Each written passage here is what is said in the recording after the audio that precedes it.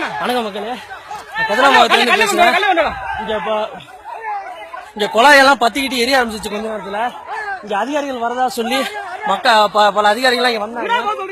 வந்த அதிகாரிகள்ட்ட இவங்க போலீஸ்காரங்களே கைகளை பண்ணி மக்கள் எல்லாம் பிரிச்சு விட்டு இப்ப தடியடி நடத்துறாங்க.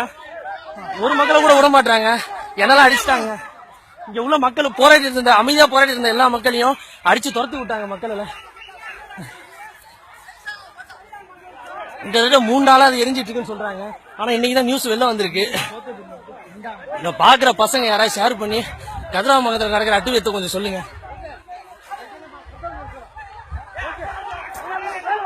ஷேர் பண்ணுங்க, நன்றி.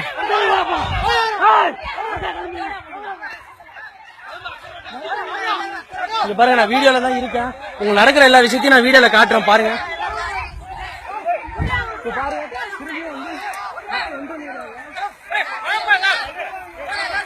அமைதியா போராடுற மக்களை மட்டும்தான் அவங்க அடிக்கிறாங்களே தவிர வேற யாரையும் இல்ல.